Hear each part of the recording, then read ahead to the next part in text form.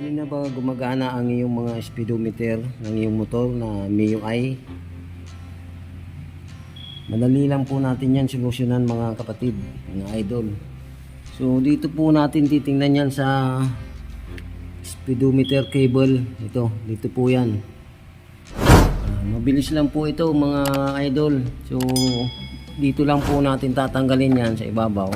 Hindi na po natin kailangan itong tanggalin. So tara, tingnan po natin mga idol. So gagamitan lang po natin ng 14 ito para mabuksan. Yan. Kasi ito sa tinagal-tagal napuputol po ito kasi umiikot po siya.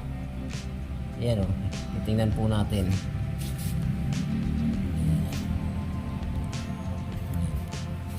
Putol po yan kasi habang tumatakbo po yung motor natin, may ikot po yan. Sa tinagal-tagal, siyempre naluluma po yan, puputol po yan eh. Yan, putol na po kaya hindi na po gumagana yung speedometer natin ng MIUI. So, kakalasin natin, papalitan natin ng bago. Nakabili ako sa Yamaha sa halagang 200 pesos. Alam ko sa Shopee or Lazada mayroon din ito eh. Hindi ko lang po alam kung magkano ang price nito sa Lazada or sa Shopee. Yan. Kuha muna tayo ng pamunas. So ito tatanggalin na muna natin. So, tinanggal ko na yung tornilyo nito kanina para mabilis natin matanggal. Tanggalin lang po natin yan. Yan, tanggal na po. Nalagyan po natin. Dito po yan naka-connect. Yan o, tatanggal rin din po natin ito. Yan, uugutin na lang po natin yan. So ito, natanggal na natin yung luma. Yan, para palitan po natin. Madali lang po yan hugutin dyan sa loob. Yan, yan, ito po yung connection niya. So, papalitan po natin ng bago.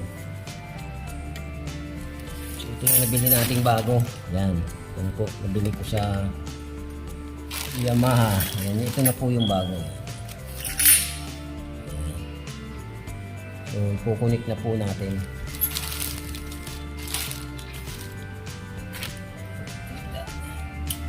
So, kung paano nyo tinanggal yung luma, ganun rin yung pagbalik dito.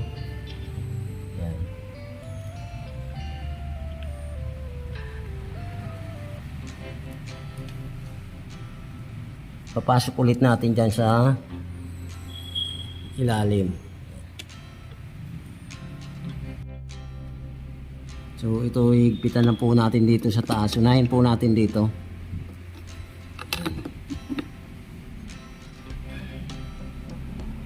Yan.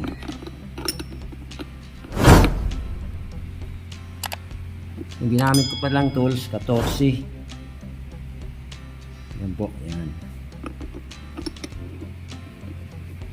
Matagal na po itong nasira ang kuwan. Ngayon ko lang napalitan kasi ngayon lang po ako nakabili ng cable eh. Mahirap din kasi minsan hanapin ito eh. Yung speedometer cable. Ayan, mahigpit na po. So dito naman po tayo sa baba. Kukunik na po natin. Ito kung gusto nyo lagyan ng langis, pwede rin po. Para mas lalong tumagal yung servisyo niya sa atin. Yan, ilalagay ko na po ito dito. Yan, yan, yan. Makikita niyo. Ilalagay ko na po yan. Para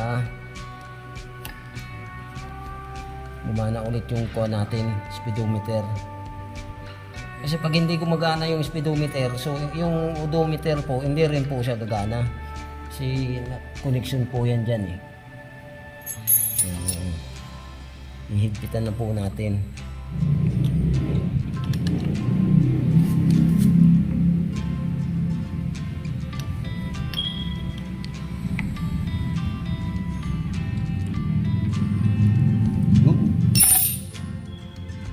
Tabunan na po natin.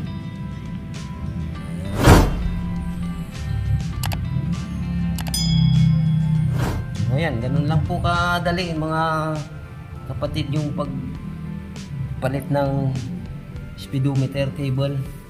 Sandali lang po yan. Hindi na po kailangan baklasin to eh. Ito lang pong sa ibabaw. Yan lang po. Ito hindi na kailangan. Tutornilyo na po natin yung takip dito sa bag. Kung nagustuhan niyo po ang aking video, paki-subscribe na lang po at saka paki-pindot na rin po ng notification bell para lagi kayong updated sa mga gagawin kong video. Maraming salamat po sa panonood. Thank you.